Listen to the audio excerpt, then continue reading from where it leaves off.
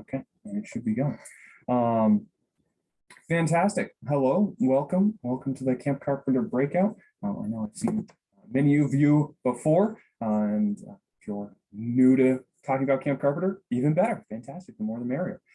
Like Mike said, we have 119 days until campers arrive on property, which means we have closer to I think 110, 105 days before staff start arriving on property for training, and we're definitely very excited. We've had the end of our scheduled interview days. We'll probably have a few more as we try to fill out our staff ranks a bit as we go, but we're really starting to meet with and start to talk with our area directors in just a couple weeks here. We're hoping to have a program choice form filled out and sketched out and hopefully available by the end of March or so, once we have a chance to meet with them. So you'll be on the lookout for that. If you don't know what I mean when I say program choice form, what'll happen is once you register, there's a certain amount of the program that's sort of baked in, like we'll try to send every group to the waterfront a certain number of times, to shooting sports a certain number of times, and so on. And then there's some choices within that, like what sort of activities you might want to do at handicraft or at nature or STEM or some of these that have a little bit more flexibility. So we let you tell us which ones you are most interested to do, and we try to work those in as best as we can. So that form we expect to be online this year, and hopefully end of March, early April time is when we'll hopefully have that available for people to start filling out. I don't have too much in terms of brand new information this month, but I'll review some stuff. I'll make sure we've got, I'll do my best to answer as many questions as I can. I know I had a little bit of a wait list to my email that I haven't quite worked my way through, and I'm on vacation this week, so I'm hopeful that I can get all caught up and ahead on that stuff as we go. So we'll see how much I can get through tonight, and if I need to follow up afterwards, I have lots of time this week to be able to make that happen, which is great. So like Allison said, we're expecting the registration to be online this week. Fingers crossed. It's looking pretty good on our side. As long as nothing goes terribly wrong, that should be up, and we will make sure to make that well known once that is online. We'll email that out. I'll post it on the Facebook group, and we'll make sure that information gets out and available as best it can. There's a couple other registrations that will probably take a little bit longer to be totally ready to go, are the CIT and Den Chief training registrations. They're coming, we're working on them. They're probably going to be built in the other system since they're individual registrations and not group registrations. But if you have anyone asking about the CIT program, we are planning on offering it this summer. So that's our counselor and training program. That's for anyone who is 14 or older. So probably not too many of your scouts, but maybe people in troops you're associated with, or older siblings who might be interested in being on staff someday. It's a 2-week program. We do some trainings with them, give them a chance to work in a lot of the different program areas to get a sense of what working at camp is like, and go from there. And so those run in 2-week sessions starting in week 2, going through week 7. That will probably be online in the next couple of weeks. And I've gotten a lot of questions about that already, so it's great that there's a lot of interest for that. And then our Den Chief training, so on June 11th to 12th, right before camp starts, we do our Den Chief training, and this is a Camp Carpenter specific Den Chief training. It's not the national BSA Den Chief syllabus. So we focus a lot more on how your Den Chief can be supportive of you as a pack and you as pack leaders in camp. So teaching them games and activities they can do with the scouts, giving them hints, tips on how to help manage scouts and how to herd the cats from area to area while keeping it all fun along the ways, maybe showing them some of the secret paths and best ways to get from here and there and all that sort of stuff. So that'll be June 11th to 12th. That registration should also be coming online in the next couple weeks, probably not in the next week specifically though. So that might take a little bit longer. The other thing that's going on June 11th, along with that at sort of the same time, is our camp setup, camp service day. This is a day where we invite anyone and everyone who wants to come help set up the camp to come in for the day and help out with projects. And we work really closely with our camp manager, Steve Hamilton, to get that all set up. And there's lots of projects to be done, and this could be done by people of any age who wants to help out. We have big projects like setting up tents, setting up frames. I think frames are mostly, I think we left the frames up this year. So hopefully just setting up tents, but moving big canvas, but we also have, sweeping off the platforms before we put the tents on, and setting out trash barrels, and all these little bits and pieces that have to happen before we can open the camp. And the more that we can get done before our staff arrive on property, the more we can focus with our staff on preparing for running program and not just putting all the things in place so that we can get to the program. So certainly welcome any help we have on that day. We'll provide lunch. We just want to know who we're expecting ahead of time. And there's a link to Steve's email and the leader's guide there on the first few pages as well. You can email Steve Hamilton and we'll probably make a Facebook event of that in the near future. That'll be June 11th is when we'll plan on having that big hoorah setup day before the rest of our staff show up and arrive. The leader's guide is available. I previewed it last month. It is available and it is posted on the website now. It's up on the Facebook group too. If you haven't seen that, I'm posting that. Oh, that's a big long link. I'll find a more friendly link for that I'll post in chat in just a second here.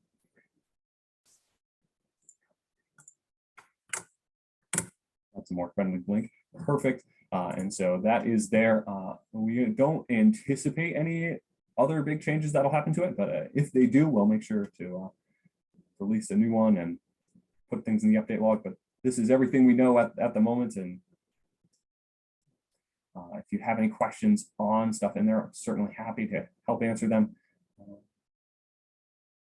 See a couple little format things that got a little wonky, but the information should all be good. So that's there. That has details on the registration that we expect will fall into place again next week. That has all the pricing you should need to know. And mostly it. A couple other things that came out. I can't remember if they were out last month or just after we had our meeting last month, but the Campership application is also available. A couple more links here. And that's an online form this year.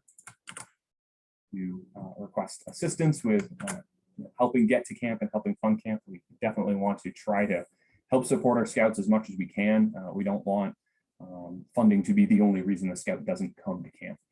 So if we can do that by helping with some scholarships and camperships, if we can do that by encouraging some participation in some of the proc sales or fundraisers that we're doing. Did see recently the maple syrup pancake fundraiser information came out. I haven't looked at that too closely, but I saw an email about that, as well as I believe information about camp card sales. So we do have some of these opportunities as well to help scouts be able to make it to camp. And one other thing that can be helpful there, that is not a Daniel Webster Council thing, but a state of New Hampshire thing, is this Rekindling Curiosity program that the state is doing that's specifically helping fund some of these summer programs. You can certainly take a look at that and send parents to look at that as well.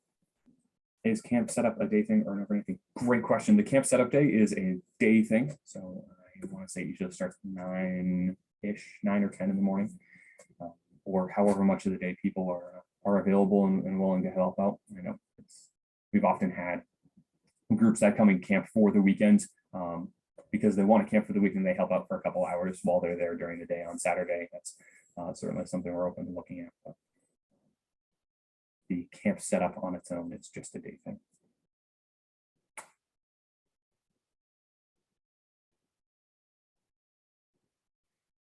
I think that was on my quick list of reminders and things to make sure people had access to and pointed out. Any questions people have about anything camp related that I can attempt to answer at this point?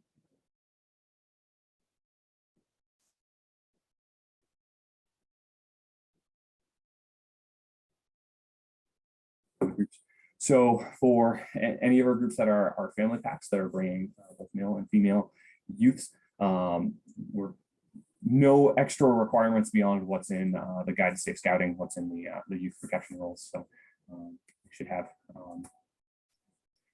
same-sex tents that should be within 2 years in age, so on. And when we parse out tent numbers, we make sure to look at that as long as that's all included in the registration system. I don't have any new information on COVID requirements. Looking along with trends of where schools are moving right now, I expect we're going to have a clearer picture of that in the next month or so, possibly, but I don't have any more specific updates on that yet. I have a question about health forms. Sure. In the past, we would collect them and try to make sure they were as perfect as possible so that when we checked in, it was a seamless process. If we're going completely remote on them, how do I know who has submitted and who has not? And we've also had problems in the past with meds not being properly dispensed. So we keep a list and then I hand it to my leaders and then they go accompany the kids to make sure everything's dispensed. How do I know what that information is if everything's remote and through HIPAA laws, I don't have access to that? So that's a very good question. I don't know exactly what that system access is going to look like yet because I haven't seen that exact system yet. We are planning on having an online, for those who hadn't heard this or weren't familiar with this already, we're planning on having an online health form system where parents and families will be able to submit the information, upload that Part C. My suggestion would be for PAC leaders to have a paper copy with you. As you know, we suggest for PACs to have on any camp out, any event they have, they just have that. At least parts A and B for the scouts that they're working with. So you may have that access, that information on that side. I don't know as if we would have or be able to do a printout from us that we would give to leaders. Yeah, no, if there would be a way to like access it, that'd be great. Just I know that in the past, where you fall in the queue in check-in is often relative to how accurately you fill out those forms. So we try to make sure that we have ours every T crossed, every every T crossed, every I dotted. And I'm not comfortable with not having that because I don't. Are we going back to the block scheduling where it's like in a certain time frame, or is it going to be like? I just don't want it to impact my check-in, and if I can't make sure my forms are correct. Sure. So at least for this year, we're going to try the check-in process we had last year. I think it had a lot of benefits, and I think it solved some of those problems as well. Okay. So we're going to try something similar this year. I think it'll keep working out, and if our numbers get too big and we stumble into problems with that, we'll tweak it as we go. But, so we'll look at assigning a check-in window. We'll try to make sure people know 2 weeks out ahead of your week which time that will be, whether it's 12:30, 1:30, 2:30, 3:30, so on, so that no one's waiting for 3 or 4 hours to get through med checks. I think that worked well last year from what I saw and experienced and the feedback we got. So we're going to try that again this year. I will start to ask. I've been in conversation with our medical director, starting to talk about some things about the summer. So I'll ask how we might loop leaders into making sure they have that information and what information we can give them. But again, my advice would be, making sure that we're encouraging families to fill out the med form online. But I would also suggest having a copy of Part A and B at least from those families. So you have some of that information that you as PAC leaders can have with you. Thank you.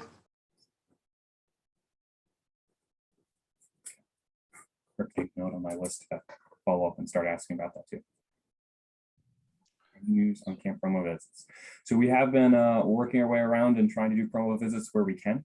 So there's that form on the website that I'll have to pick up and find that link. And we've been coordinating those. Allison has been sort of the primary point person in coordinating those and reaching out to our team. So if you had submitted one and haven't heard on that yet, you requested 3.9 and haven't heard. I will look into our calendar and check in with our team, and I will try to get a follow-up on that as soon as I can. That's PAC 138. I think.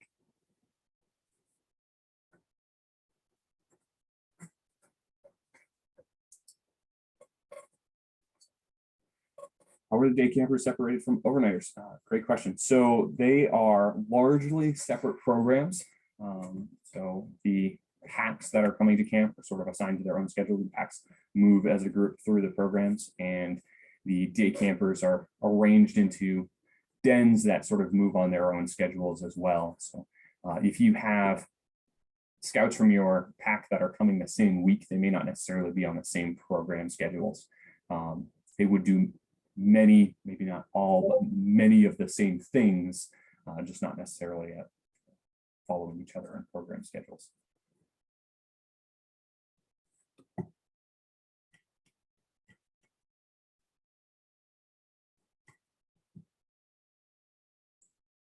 And I do see 186 on the list for week 1.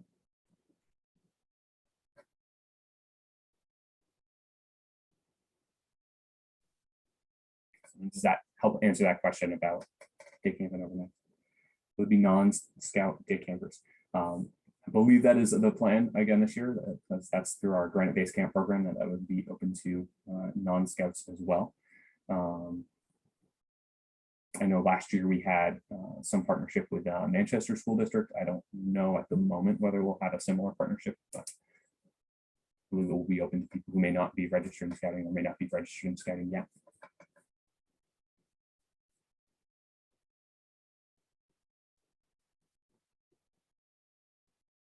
$722, I see on my list for week 1.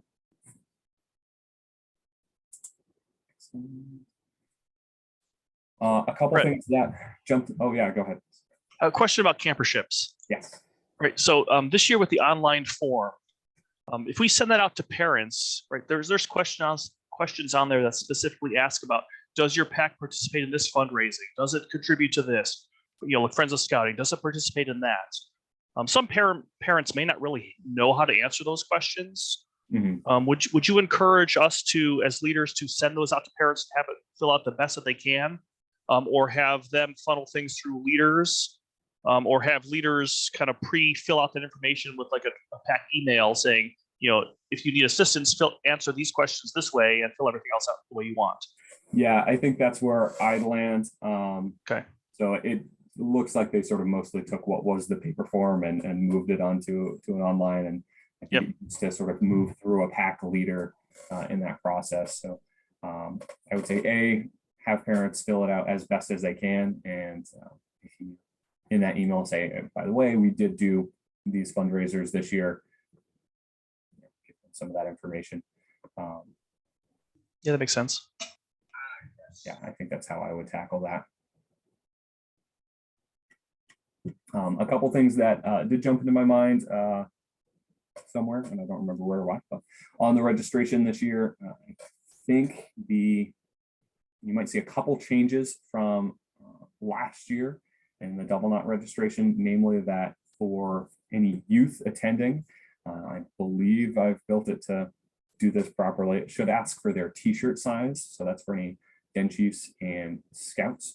I think we've finally gotten that into the double knot registration ahead of time so that we can have a better idea of how many t-shirts we need to order for them before we get up to June and dive into camp. And that's because for Den Chiefs and youth, we'll be providing them a camp t-shirt included in the camp fee. Any adults who want to purchase a camp t-shirt will have them available in the trading post, hopefully by the beginning of the summer, as long as the supply chains aren't too mangled by then, or as long as we get orders in ahead of time so that we work our way through those before camp starts. So youth t-shirt size, you'll see for any youth.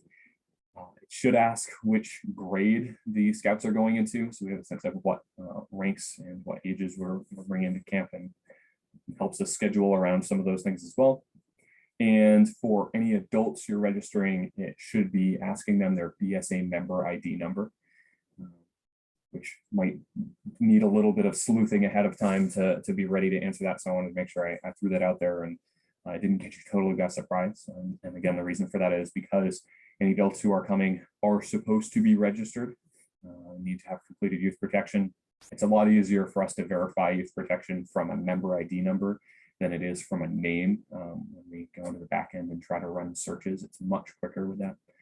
So A, as a front end reminder that they do need to have one of these and do need to be registered, and B, as a easier way for us to check on the back end, we'll be asking for that member ID number from any adults who are registering. And right. Find that they happen to have multiple member ID numbers, helpful to reach out to the registrar and hopefully get that sorted sooner than later. So Brett, yeah, is it helpful if the pack leaders provide a printout of their training report with leaders highlighted with their YPT, or are you going to run reports regardless of what we send in? So for what we've done in the past, and with some personnel changes, I expect it'll work somewhat similar this year. Is for any in-council units, we've run that report on our end of what leaders are registered, when did they last do youth protection training. For any units that are outside of Daniel Webster Council, where we don't have quite as easy access to that in My.Scouting, we've often reached out and asked for that YPT aging report. So that can be helpful. So in council, if we send it, will you look at that and use that, or are you just going to do the search anyways? I don't want to send in too much paperwork to confuse you guys if you're not going to even look at it. When I was doing it, I usually ran it anyways, just in case something had changed since the last time it was. Okay. So Sounds if good. we need that from anyone or we're not able to find it, we'll be sure to reach out and ask for it. Is there flexibility for siblings in the tending policy for brother, sister, or brothers who are more than 2 years apart? So I believe, and I always want to double check the policy before I commit to any strict answer on that. I believe youth protection policy would allow siblings to tent together at the discretion of the PAC. Got instinct on that, but I want to double check what it says.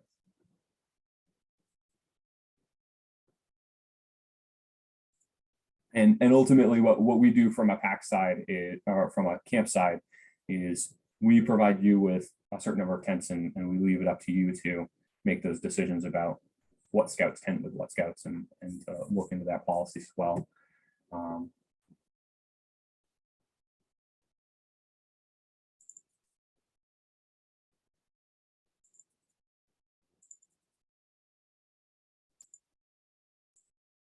So just reading from what the policy in the Guide to Safe Scouting right now is, so it's under the accommodations header in the various reviews. Tenting says separate tenting arrangements will be provided for male and female adults as well as for male and female youth. Youth sharing tents must be no more than 2 years of age, 2 years apart in age. In Cub Scouting, parents and guardians may share a tent with their family, and spouses may share tents. So it definitely seems like that would be recommending against having brother, sister, siblings necessarily tent together, or having siblings who are too far apart in age not necessarily tent together.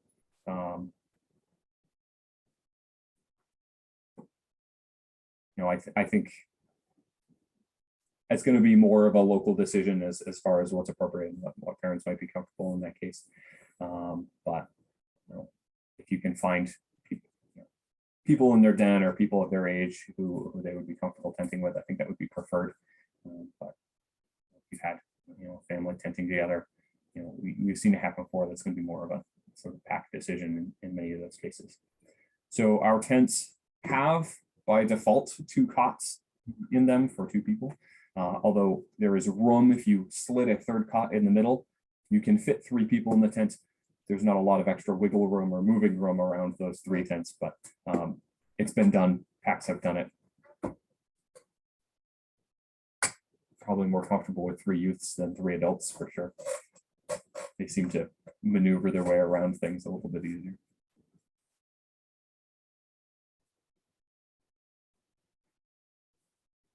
Do female leaders tent alone or with their kid? When we block out numbers of tents, we'll block that out as female leaders arranging into groups of 2 per tent and kids arranging into groups of 2 per tent. So our number, if you have 1 female leader with your pack, our number of tents we assign you would assume that that female leader is tenting on their own. But again, if the pack wants a leader to tent with their kid, that's within that policy and up to the pack to the side.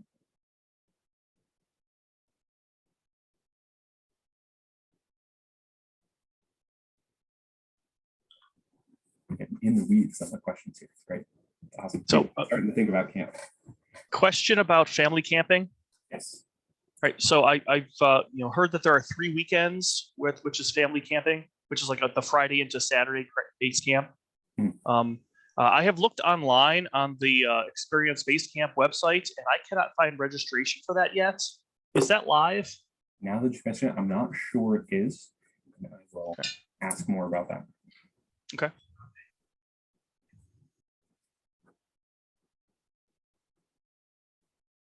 I do remember we had dates for it because I distinctly remember seeing them on the Placemat. placemat. Seen the placemat, seen those dates, and I can look that up and let us know those dates too. So that's in addition to our resident camp and day camp. That would be a Friday into Saturday family camping over, a little bit more of an open program model. And I'm going to try to find those dates in just a minute. So I haven't seen that registration yet, and I will look into that and follow up on it. Those dates that I have are July 9th and July 8th into July 9th. I almost said June, and I threw myself off. July 8 to 9, July 22 to 23, and July 29 to 30. So 3 weekends in July there. Can pack adult leaders swap out during the week? Yes. If you have adults who aren't able to stay for the full week, if you want to set up a rotating leader thing, we can do that. And so typically that would be, one leader stays for the first 2 or 3 days and then tags out, swaps out with the other leader who's going to stay for the remaining days.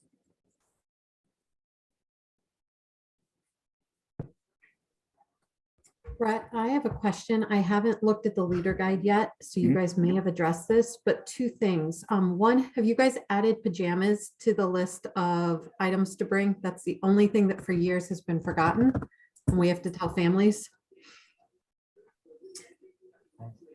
Moving to that page and I'm looking, but I don't remember specifically adding it, so it might not be on there yet. That might be our first change. Then the other question I have, because we've had females in our pack for quite some time, are the rules at the waterfront still the same where females midsection must be covered? And is that noted in the leader guide so that leaders are aware of that before their female scouts arrive? Yeah, so the answer to that right now is yes and yes. That hasn't changed. It is in the leader's guide, although it might be a little bit hidden. And I don't know if it's the easiest thing to find. The first year we were cut off guard when they had a tankini.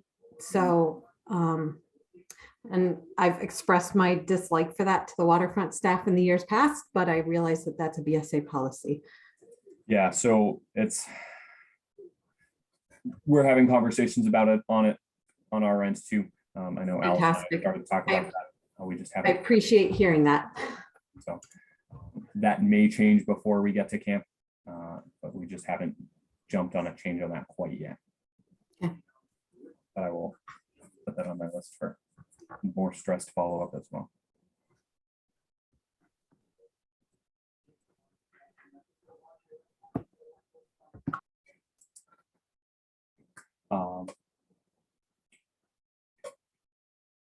Tackle these in the order I see them over here. So we have, does the family camping allow kids to participate in the program areas? We try to have most of the major program areas open. So like especially waterfront, especially shooting sports and the warm area. So that water slide, arcade, rock throwing, mini golf space. And possibly a couple other areas open. And that typically is an open program model. So rather than being scheduled to go to those during certain times, it would be more like the free time in the afternoons for the period of that family camping. Yes, we will have staff at program areas for those weekends to operate some of those. Which leaders need to be the Sunday morning training? We ask that you try to have 2 leaders at the Sunday morning training, so you don't necessarily need all of your leaders there, but you at least 1 or 2 who can get that information ahead of time and sort of be ready for what Sunday is going to look like and have some of that information, especially about emergency drills and medications. You're certainly welcome to have, packs often bring some more of their leaders, but our sort of default is to go with 2. We'll give you 2 meal tickets by default. If you have additional leaders coming, we do ask that you let us know ahead of time so that we can plan for that Sunday lunch. And we have in years past allowed leaders to do swim tests before the rest of the scouts arrive. after the leadership meeting before lunch. I think we didn't do that last year for some COVID reasons. I anticipate we'll probably be able to have that opportunity again this year.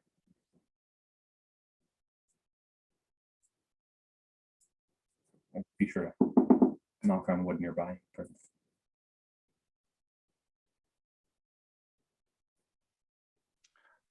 Brett, can I walk you through a specific situation I'm curious about? Sure. So there's a pack that has 7 scouts. Mhm. One of them is a tiger, but you can only get 2 leaders to come, where one of the leaders is the cub master, but also the parent of that tiger. I know that doesn't follow the guide, but how does that work? I would encourage, I don't know if this is your pack or a pack you know of. Nope. I would encourage that pack, have them reach out to me, shoot me an email. Okay. We can try to work through that situation individually. You know, a lot of times in those situations, we might try to sort of buddy that pack up with another pack so that we can be sure that leadership's sort of coverage, especially if there's only 2 leaders and one of them is sort of the one-on-one, trying to make sure there's some extra eyes around would likely be helpful. Okay, I'll give them that advice. And we'll start to put it on our radar to try to coordinate some of those things. Okay.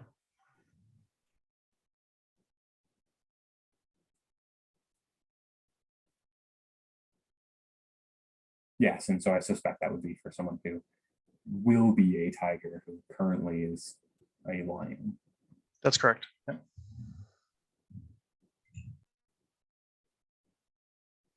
Fantastic. Great to hear lots of sort of more detailed and more in the weeds questions. It means people have been talking about camp and are starting to think about how to make it all happen. Again, as soon as the registration is published and live, we'll be sure to push that information out, sure through council email, through the Facebook group, through whatever emails I have. We'll start shouting it from the hills and trying to get scouts signed up and ready to go. I'll certainly hang out to continue to answer any questions or any specific questions people still have, but if you don't have any particular questions, thanks for stopping by. Thanks for taking your time to help support scouting and help learn more about camp. Hopefully you got a couple of resources. If you have any questions you think of 5 minutes after you log off, feel free to shoot me an email. That's at brett.branscombe@dwcamping.org, dwcamping.org. And I'll do my best to get back to it as quickly as I can. Like I said, I'm on vacation this week, which means I'll be spending a lot of time doing stuff for camp, which is always great and exciting. If you have other questions, I'll hang out and I'll help answer them. But otherwise, thanks for stopping by, and I hope you have a great rest of your evening and weekend. And until I see you next time. Will Fort Friendship be an option for overnight camping again? In the past, we would request a night over at Fort Friendship, and I don't think that was an option last year. And it's something our kids really love. So I was curious as to whether or not I should even talk about it. I'll put it in with all of the other things of I'm hopeful, and at this moment, I don't anticipate we wouldn't be able to do that. But I'm never 100% sure on anything right now, which is unfortunate. But I think it's likely we'll be able to do that again, and hopefully we'll know when we release the program choice form or soon after whether that's we can do. Awesome, thank you. When is staff training? So you'll be getting some dates on that very soon. I'm hoping to have emails out to our prospective staff tomorrow. That'll have those dates of staff training and more information about uniforms and event forms and stuff. I can answer them today too if you really want those answers right now. But I'm working on an email for tomorrow. Please pack 292 register for week 7. Pop back to my other tab here. 2927. Yes. I think, yeah, I think I have your email, Kelly, and not his. So I think that's the one I have on file.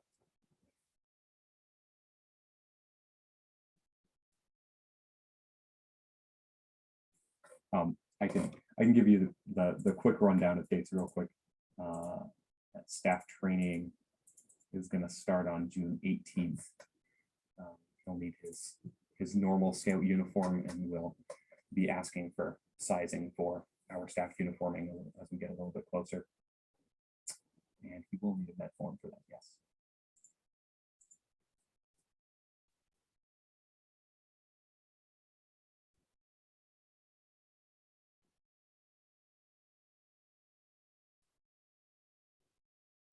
Any other thoughts, quandaries, pressing questions? Brett, I have a question. This is Yes. Danielle Heaton from 154 out of Madbury, Durham. Mhm. And my camera's not working, otherwise I would have it turned on. That's okay. I have a couple of questions. The first is, can you confirm that 154 is scheduled for week 3? Only because I forgot to turn it in at summer camp and turned it in right after the move, but they've misplaced a bunch of our paperwork from the move. Have it. I think I got it. I think we found it eventually. It's on my list now, though. Yes. We still have a leader that was registered in July and they're now saying isn't registered, and I haven't heard from them, and tomorrow's the last day before charter closes. So I really hope they've got that. Gotcha.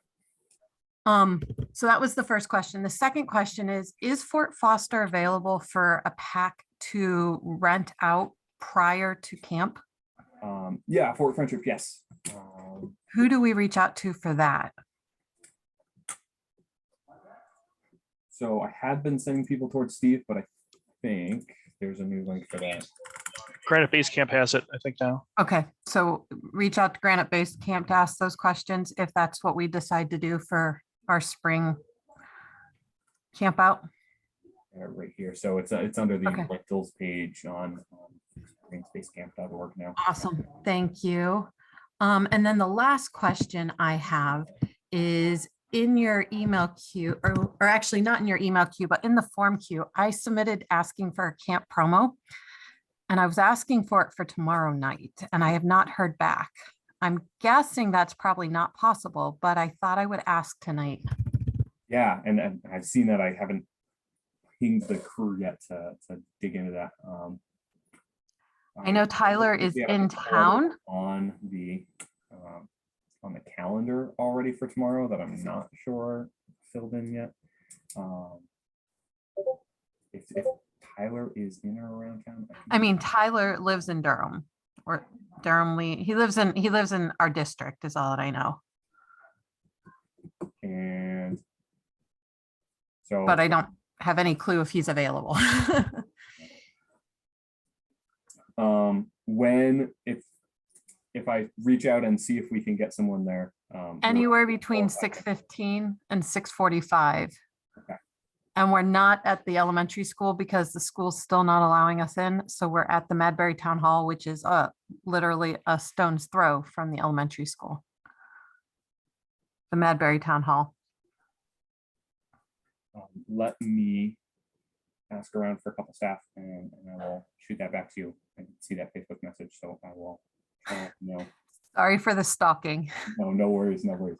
I couldn't find your email and I was like, it was there. I was like, I'm gonna send it right now to ask because I couldn't find your email in the slew. And if I went digging, I was gonna get distracted and wouldn't get a message out.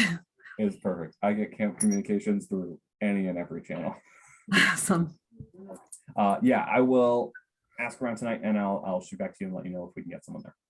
If you can, that'd be great. You guys just do a great job. We've been talking it up and we're back up to 40 scouts. So I expect we'll probably have about 25 registering, but you guys seem to always help those numbers and just explains a lot too, because we're a young pack again. So awesome. Thank you. I think it's our next slide too. Anything else? That is pack through 8 registered for week 1. I do not have that on my list yet. I didn't submit the paper form last summer, Brett, but I did do the Google form last week. Okay.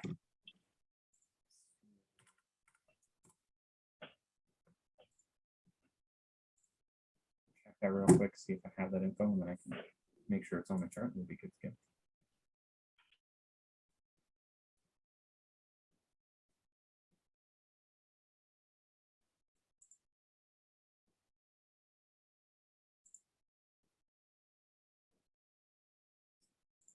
308. Found it. Got it. Good. Week 1, right? Says, yeah, Awesome, thanks. great. Is there a cell phone policy for adults? Our general advice is try not to use them as phones too much around scouts. A lot of that leads into some of those homesickness symptoms or issues as scouts do that. Parents are on their phones and are making calls all the time, and they want to call home. That can cause some problems there. So we certainly don't tell them they can't have phones. We encourage it for taking pictures and keeping in contact as they need to. And recognize a lot of people have to be online for work or whatever it might be. So leaders are certainly allowed to have phones. We just try to have them be mindful of when and where they're using them. We try to have as many plugs available in and around the dining hall as we can for people to charge. We usually have a couple mega power strips flung across the front of the room for people to be able to use those.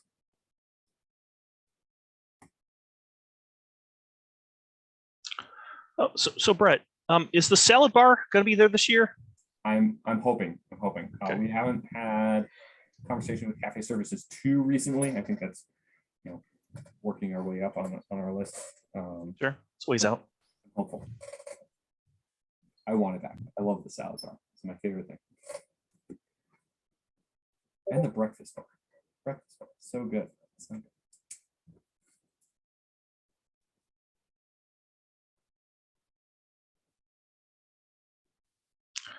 So I know we're still so far away, and COVID policy won't be set until we're getting much closer. But do you envision that visitors will be allowed this year? Again, I'd hope so. Okay. Stay tuned. Sure. Yeah, stay tuned. I missed my last summer at camp. I want to come back. That'd be great. Well, if you want to work there for the summer. My wife won't let me. I've asked.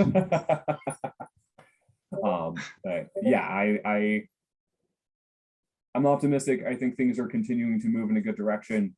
If I had to guess at the moment, I think we're not going to have to do too much in terms of COVID changes or COVID policy. But I've said that before, and who knows what could change. So I'm optimistic.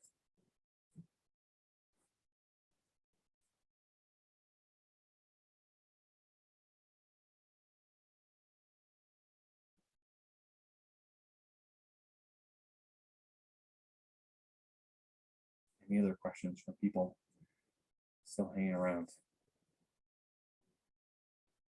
Just waiting to see if other people ask questions too.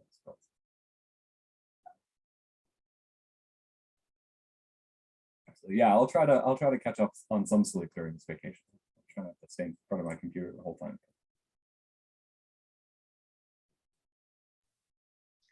So thanks a lot, Brett. And we'll see you next month. Thanks for coming by. Yep.